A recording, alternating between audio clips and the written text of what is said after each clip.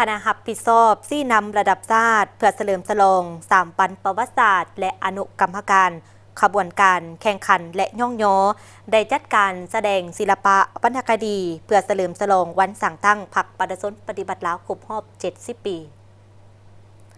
ในวันที่22 มีนาคม 2025 ที่ผ่านมา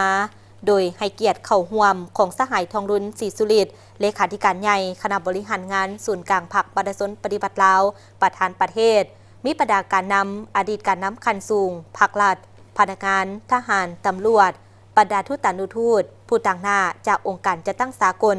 พร้อมด้วยนักเรียนนักศึกษาเข้าร่วมโอกาสนี้สหายนางสวนสวรรค์ปิยเกตกรรมการศูนย์กลางพรรครัฐมนตรีกระทรวงแถลงข่าววัฒนธรรมและท่องเที่ยวให้ฮู้ว่าการแสดงศิลปะวรรณคดีในครั้งนี้แม่นเบียกหนึ่งที่เป็นการประกอบส่วนสำคัญเข้าในการศึกษาอบรมให้คนหุ่นใหม่เห็นได้ถึงมูลเสื้อการนำพาอันพิละอ่านหานละอิดละเอี้ยวยุ่งยากและทรงแสงถึงไซสนะที่สง่างามของพรรคเฮาในการนำพาตลอดระยะต่อสู้ปลดปล่อยชาติก็คือการนำพาสร้างสาพัฒนาประเทศชาติอันแสนหักและห่วงแหนโดยพันเนื้อห้องทำนองเพลงและประดับบทฟ้อนบทแสดงต่างๆการแสดงศิลปะในครั้งนี้มีนักแสดงนักห้องมาจากหลายภาคส่วนเป็นต้นกองศิลปากรแห่งชาติกองศิลปากรกองทัพประชาชนลาว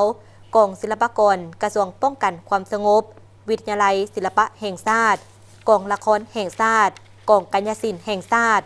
ซึ่งประดาศิลปินนักห้องนักแสดงได้พร้อมกันนำเอารายการแสดงต่างๆที่มีเนื้อในสรรเสริญการนำพาอันปีศาจสามารถของพรรคประชาชนปฏิบัติลาวตลอดระยะ70 ปีผ่านมา